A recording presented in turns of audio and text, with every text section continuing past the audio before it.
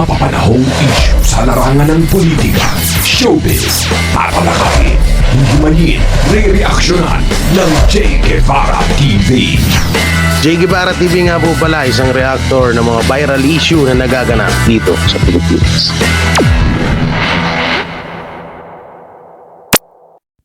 Dito nga tayo, no, kay Home Pak. Dito tayo kay Home Pak, no, kay Home Pak tayo. Okay, asan na si Home Pak? Na-miss nyo ba si Home Pak? Ba't parang ang dilim, no? Pero okay na yan, hayaan mo na. Nahitim talaga tayo eh. Hindi na madadaan sa sa ilaw. So sa akin, importante, pag sa personal, pag gwapo talaga.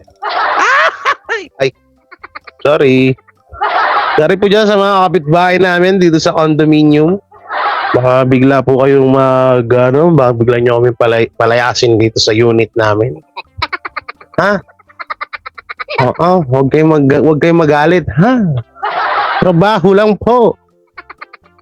Tapos yung pa ko, kahapon, may live to. Tawang-tawa ako dito sa live niya. Sabi niya doon sa live niya, fake news daw si Pastor Apollo Kibuloy. Sabi ko, ito makapagsalita ka ng fake news. Kala mo ikaw, di ko gumagawa ng fake news. Kaloko eh, no? Tigas pa nga na naman si Humpak. Ay, sabihin niyo yung mga ibang supporters natin, lipat na kayo. Doon sa mga banateros na naka-live, sabi mo, lumipat na dito yung mga viewers. Ano na sila? Sobra na. Nagsusiming lang naman sila eh. Okay, play natin. Ni Kibuloy dito kay Duterte sa pagiging administrator ng kanyang Kingdom of Jesus Christ. Okay. Ano naman pakialam mo doon? Yan ang Tapos na ba? Tapos na. Sige, Kasi buti naman. alam niyo po si Duterte, syempre, matanda na yan. Oh, Dapat po, di ba, sabi nga nung aking mga ilang mga kaibigan, dapat si Duterte nagre-resign na. re-resign. Dapat si Duterte, nagpapahinga na lang. Yung iba nga, di ba, nag-aalaga na lang ng kanyang mga apo. Okay. Na-stuck utak. Nag-loading lang. Mag-aalaga na lang ng kanyang mga apo at mag-aano na lang. Nag-loading yung utak. Babantayan na lang yung kanyang ay bahay, di ba? Yung mga natitirang panahon dito sa lupa, ang kanyang iisipin na lang ay ang kanyang kalusugan. Wow, concern ha? Kaya lang po, in fairness, Maka, nako-content lang ito, nagiging concern ka na ha? May nabalitaan nga ako, yung mga video ko daw, umabot na po daw sa GC nila ng mga bayarang mga vlogger. So, sabi nung source ko doon, sabi sa akin, sino ba yan? Sabi daw nito ni Humpak. Sabi naman yung source ko, sabi niya, "Tsaraulo ka, dati ka nga nagpapaturo dyan ng ganito ganyan, tapos di mo kilala." Bistad ko na yun. Oy, siya tao dyan. Ninanakawan mo na yung bahay namin, ha? Sino dyan? May pa na may stock na bigas dyan. Okay, bala, kumuha lang sa sako, tiran mo ako isa, ha?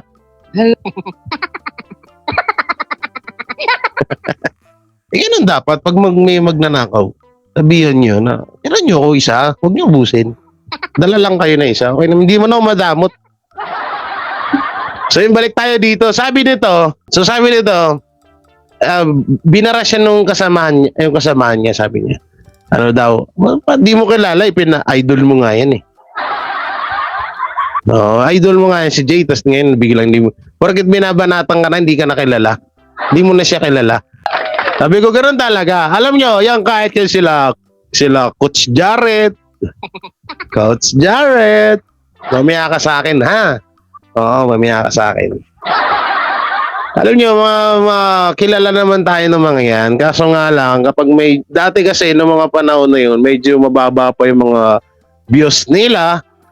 Kaya medyo namamansin pa sila ng mga kapwa nila YouTuber. Pero nung mga nagsilakihan na yung mga views, mga tawag dito yung mga channel, yun, biglang nag-iiba. Oo. Diba, Archie? Wala siya siguro. Sarap ng kaping yung kanin. Himala, si Umpak buwabay tatay digong concern na. Sa ating napapansin ngayon dito, etong si Kibuloy, dahil po sa gustong ma-evade ang lahat ng pagkakaresto sa kanya, mapa-kongreso, Loma, ano to? Senado, mapa-FBI. Shoutout kay Lomar, ano yan? DOJ, From Las Piñas. Wala po siyang ibang gagawin kundi lusutan ang lahat ng ito. Wala po siyang gagawin kundi sinasabi nga kung sabihin, protektahan siya o ano yun siya? Ano yun? Para konsentin siya. Ganyan lagi ang kanya na lang gagawin. I-evade ang lahat ng pagkakahuli sa kanya. So, ito po yung balita kanina.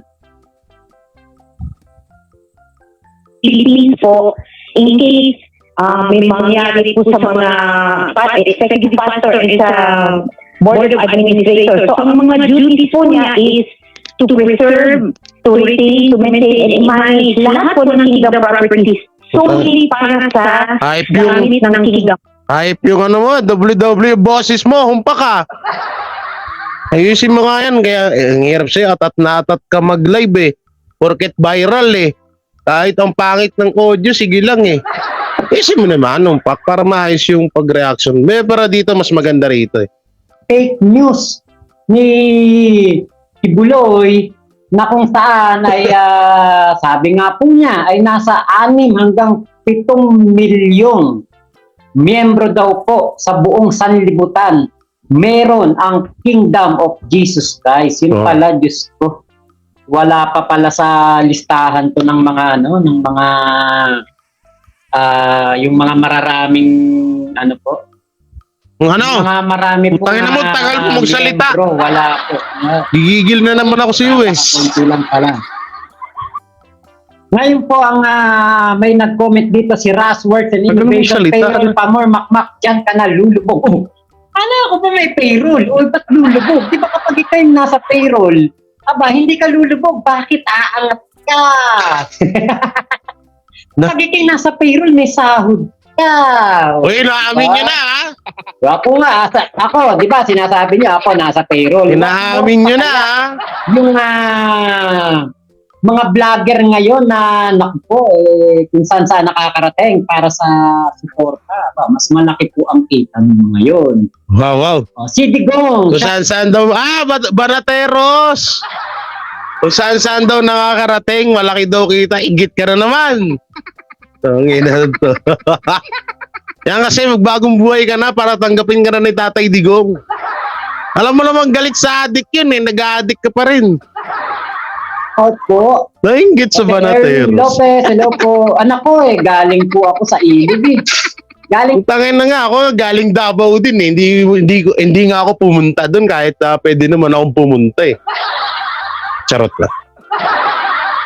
Tapos ikaw may inggit ka porket pumunta lang yung Banateros doon sa porket pumunta yung Banateros doon sa Davao at nakita si Tatay Digong at si Kibuloy. Ay, nako. Na-stop na yung panga mo. Kaya napaga itong ating live. Okay, magandang gabi rin. Ayan, Erwin Lopez Camilo, Leniso. Ayun, umiiyak si Digong. Stupid, go, now, prayer rally later. Kaya mo yung mga vlogger na yan, naka-off ang comments prayer nila. Prayer rally later, ayun nga. Oo nga pala, naalala ko yan. Bakit kaya naka-off mga comment nito? Hoy, Ninyo Barsaga, bakit naka-off na yung comment section mo? Natakot ka na? Kala mo matapang kayo? Putang ina nyo naman. Kala mo matatapang kayo? Tapos ngayon nagkaka-leche-leche na lang kayo dyan sa grupo nyo biglang off comment na kayo. Anyari? Ba't gawa ganun? Ang inang yan. Off comment ang putik. Ay, naalata ko din yun. Sino ba nag-comment dun? Ma'am, Sir, Leomar.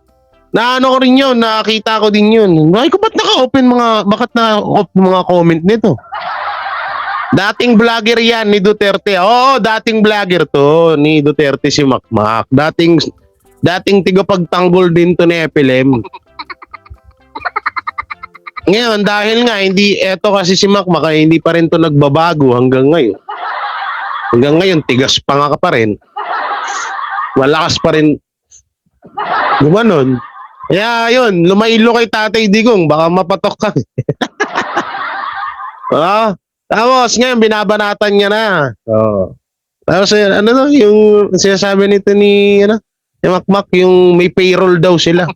Puti namin mo na. Live kasi itong pinanood natin Hindi naman sila nagdadasal, di ba? Saka ang dasal naman nila para sa kapakahamakan ng ibang tao, di ba? Yun po ang nakikita natin na ginagawa naman nila. Hindi naman po prayer rally para sa ating Panginoong Diyos, para sa Diyos. ay para po Sara, ayan dyan si Panginoon na si Kibulo. Nahimik ka muna dyan, hype ka. Ayan si Sir Ai. Yan, siya po yung gumawa ng intro ko. Pakisubscribe po mga ka-DDS, mga kabiyaya. Salamat. Okay ba, kuya? Okay ba? Parang kulang pa, no? Kulang pa ng isa pa. Parang may kulang pa. Siguro dito sa Kisame, yung kulay blue. Kaya pink. Yung pink. Para mala Coach Jared. Ay, sorry. Sorry. Kasi favorite color ko din yung pink. Meron din naman si Coach Jared, paborito niya yun. Uy. Mamaya ka sa akin. Ayun. Wala pong prayer rally na ang prayer rally po. Sir Jay, member na ba yan ng mga... ikabubuti ng lahat. Member na yan. Wag na prayer rally yung kanilang ginagawa. May monthly allowance na din yan. May monthly allowance na din yan ngayon. Siyempre po, alam niyo po, mga basher po, ganyan po. Saka, kung ako naman po nasa payroll, okay lang po yan. Alam niyo po kung bakit. Kung ako'y nasa payroll talaga, tumatanggap po ako ng pera dito, ibig sabihin, ako po'y binabayaran dahil gumagawa po ako ng kabutihan. Wow! Kesa naman po, umamin ng gago. Pero okay na rin yan. Okay na, narinig niya kung tumatanggap man daw siya ng pera, ibig sabihin pinagtatanggol niya daw ay kabutihan. Utang ina, saan ka nakakita na tumatanggap ka ng pera tapos pinaglalaban mo yung boss mo para lang diyan sa pera? Saan ka nakakita nun? Bibigyan ka ng pera tapos pagtatanggol mo sila, ano yun? Tigilan mo ako, Makmak ha? Nababayaran dahil ang gusto po nung nagbabayad ay kampihan sila sa kasamaan. Ano daw? Alam po anak. Ano daw? Sabi niya kanina, binabayaran siya para ipagtanggol ang kabutihan. Tapos sa sinabi niya, binabayaran siya kasi ipagtanggol daw yung kasamaan. Ano daw? Ate Pressy sa Blawi lang. Pinuntahan namin, kanina swimming kami dun sa Ilo. Yan, Vivian Toledo, Marinello, Amorante. Shoutout tong hayop na to. Yan, shoutout din kaya na sinasabi niya nga para makatulong. Pero 3 taon nang tapos yung sinasabi pong kalamidad, namamalimos pa rin po ang kanyang mga tauhan doon po sa ibang bansa.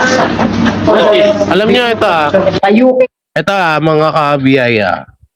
May ginawa kasi ako diyang video about dito sa video nito.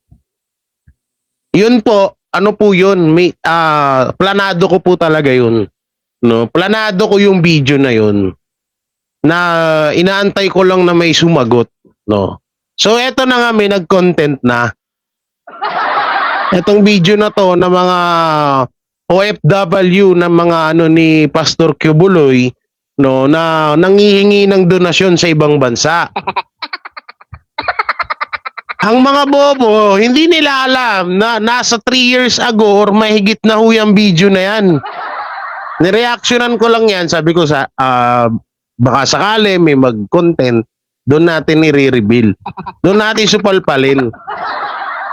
At eto, hindi yan kasalanan. Ako ilang beses ko na rin tong inano sa inyo, in-explain na pag mga ganyan naman, hindi naman ako hindi naman ako suportado dyan sa mga ganyan, hingi ng pera.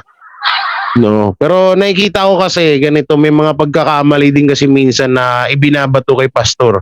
Kaya ipagtanggol natin, sabi ko naman sa inyo, pag mali, hindi natin natin 'yan. Kalusin natin 'yan.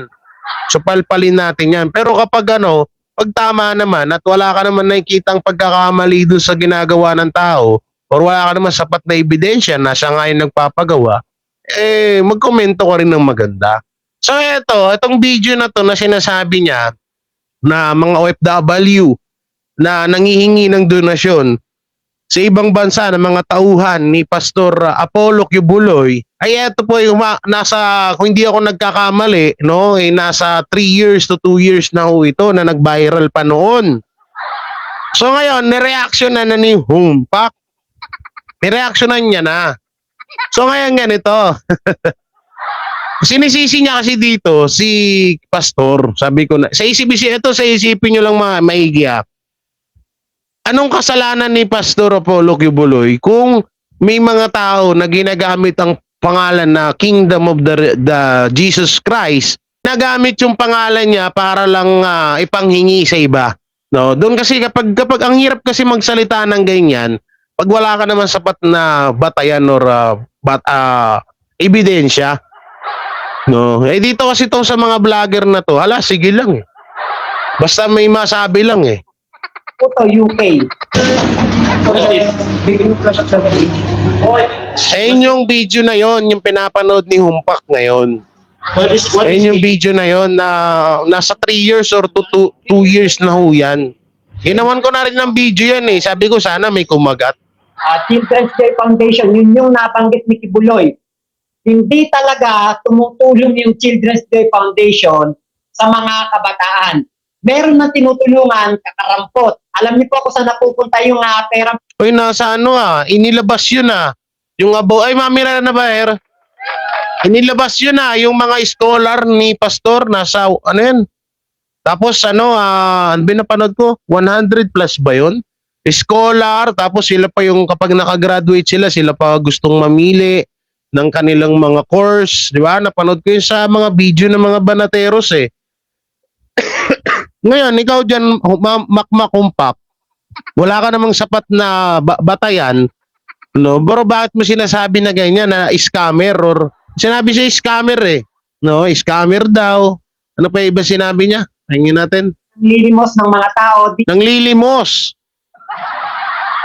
Dito kasi, kapag dito isang malaking kalokohan kasi sa ganito. Halimbawa, ako, may bit-bit ako na ganyan. Tapos may pangalan, di ba? Kung hindi ka man magbibigay, hindi naman sila namimilit Di ba? Hindi naman sila namimilit Hindi naman sila namimilit ng, halimbawa, ganito, kailangan magbigay ka ng 100, pag di ka nagbigay, palo ko tong timba sa'yo. Wala naman silang sinasabing ganun No, sadyang talagang matunog lang ang pangalan ni Pastor Apollo Kibuloy ngayon. Kaya konting kibot na kahit alam na nilang matagal na yung mga video na hindi muna sila nagre-research kung totoo bang bago lang yan or matagal na ba yan, no? Basta paputukin lang nila na ganito yung ginagawa ng tao. Kasi alam nyo talaga, sa totoo, aminin man sa hindi, ng mga kumakalaban kay Pastor Apollo Kibuloy at dyan sa mga Duterte, malaking tinik kasi sa lalamunan nila si Pastor Kibuloy. Dahil nga sa dami ng membro niyan, sa dami ng taga-suporta niyan. Kung halimbawa, yan, sinasabi niya, 7 million ng members ng the Kingdom of the Jesus Christ, diba? Pero doon, medyo parang nalalabuan pa ako doon. Siguro mga 4 or sa 5 million, pwede pa, no? Biruin mo yon, nabutante na yon, na hindi boboto sa'yo. Diba, malaking tinik sa kanila si Pastor Apollo Kibuloy eh. Biruin mong ilang million na supporters. Oh, bakit yung kay Senior Aguila? Sige, sagutin ko rin kayo dahil dinidikit nyo rin yung about doon kay sa issue ni Senior Aguila. Bakit daw yun hindi pinagtanggol ng mga senator? Yung senaryo kasi kay Senior Aguila, oo, pareha sila na ng kaso na may child abuse, may pangmumolestya, no? So, oo, sa kaso pareha sila. Pero magkaiba sila pagdating sa tawag dito sa usapin na about sa tawag dito, nawala tuloy ako. Nawala. Basta magkaiba magkaiba yung kaso nila na yun. Magkaiba yung senaryo or ang tawag dito na nawala sa isip ko. Kasi una-una yung kay Senior Aguila, makikita mo halos talaga ang daming nagtistigo, wala pang mga face mask. Kitang-kita yung mukha. Tapos mismong doon pa sa kanila. Yung kay Pastor Apollo Kibuloy, pumunta na nga yung mga vloggers diyan eh. Wala, parang tuwa pa nga eh. Sige tol, PM mo ako. Ayan na naman, Mac, may PM na naman sa'yo. Paikera naman dyan. Nako po, baka nasa drug list ka na. Joke lang. Nako Mac, kabahan ka, may magpi-PM mo. Ay Ma'am Tricia, shoutout. Sa UK, para po panggasolina ng private jet ni Kibuloy. What is the meaning of KJC? Between Capital. From the Children's Tree Foundation. No, KJC is what?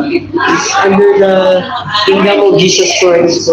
So eto, napapansin ko dito kasi alam nyo minsan dito sa social media, kadalasan gumagawa rin ng scripted dito eh. Alam nyo kung bakit? Kasi dito sa video to, kung mapapansin nyo, diba?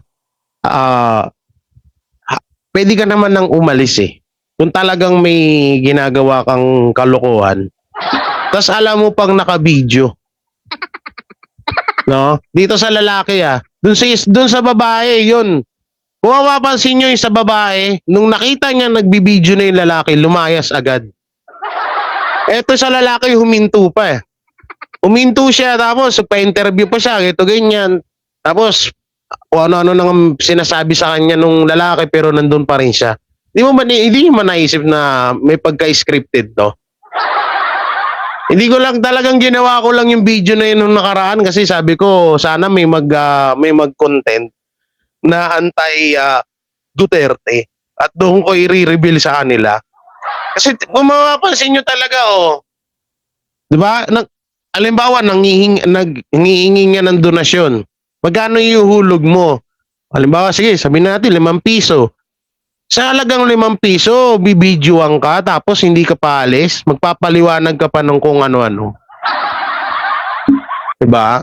Napaka-scripted nito. Kahit ako magpagawa lang ako ng sticker na ganyan patong ko sa timba member na rin ako ng Kingdom of the Jesus Christ. Ako na rin yung nangongolekta. Napakadali niyan Napakadaling gawin, pati yung sinasabi nilang ID. Kasi may ID daw No? Napakadaling gawin pa rin niya. Alam niyo sa panahon ngayon, kapag hindi malawak ang utak mo dito, madali kang maloko. Eto, manipis ang utak. Ayun, loko-loko. Yung siya makakita, nangingi ka ng donasyon. Tapos, alam mo nang bibidyoan ka kung talagang masama yung hangarin mo. Alam mo bibidyoan ka tapos hindi ka umalis.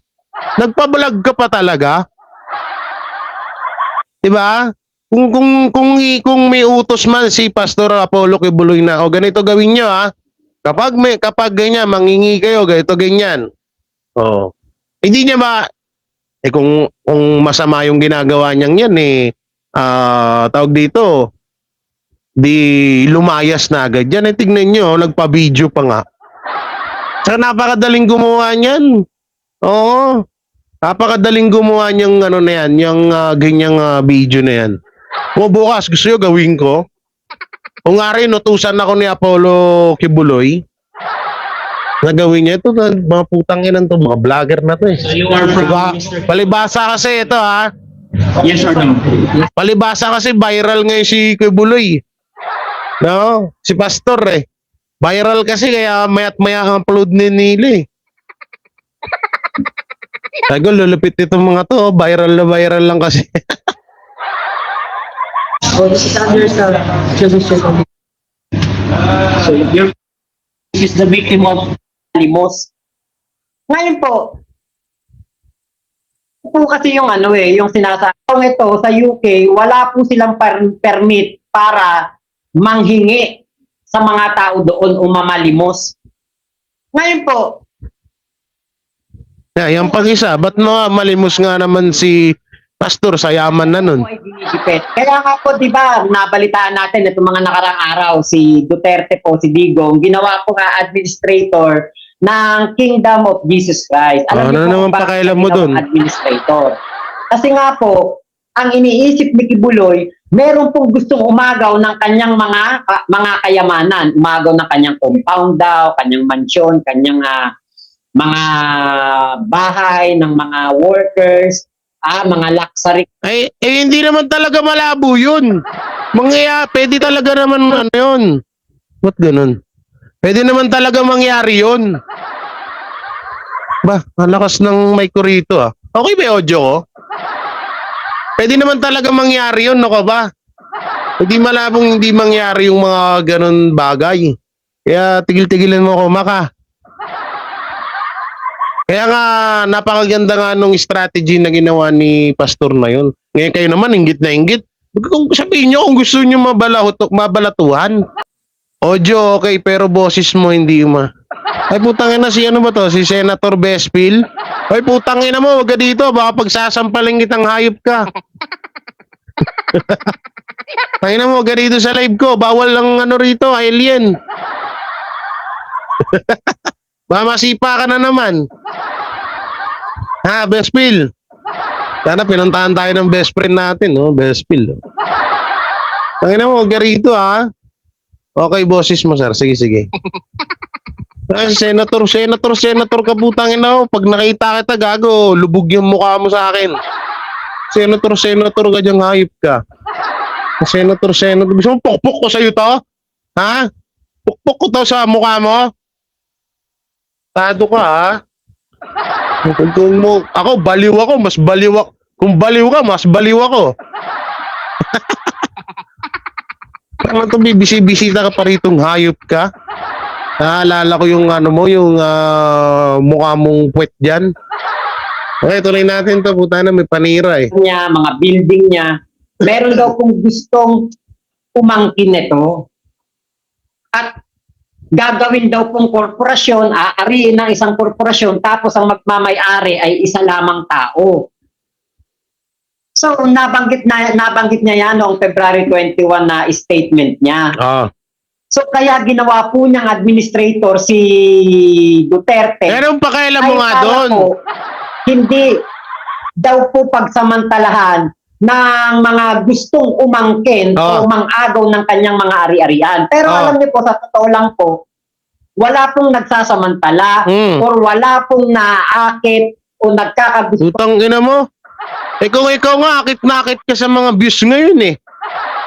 Viral ka, kung saan nga, maya nga upload mo kay Kibuloy. Doon pa kaya sa ari-arian nun? Tigil-tigilan mo nga kung gago ka, plastic kang hype ka. Pag sabog ka, wag mo kami damay.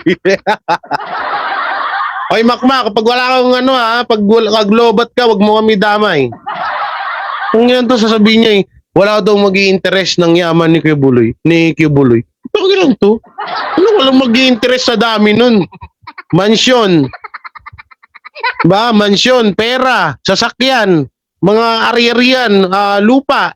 Ano sasabihin mo, walang mag-aangking? Kagaguhan mo, Mac. Mac, pag tulog ka, Mac, matulog. Pag lobat ka, Mac, matulog ka. Hindi yung pati kami, dinadamay mo sa kagaguhan mo. Kabubuhan, di ba? Sinong hindi magkaka-interest? Kahit nga isang sasakyan lang dun eh. Eh yung kay, ano ba yun, pangalan nung nakahanap ng Golden Buddha? Nakahanap ng Golden Buddha, nakalimutan ko yun. Kung sabihin, kalokohan yun, di ba? Na hindi pagkaka-interesan yung kayamanan ni Apollo kay Buloy, kaguguhan yun. Posibleng hindi pag-interesan yun. Huwag niyo ako. Oo. Huwag niyo akong daanin sa ganyan. Hindi kami pinanganak kahapon. Sira ulo. Tangin lang itong mga to. Gagawin niyo pa kami mga tanga.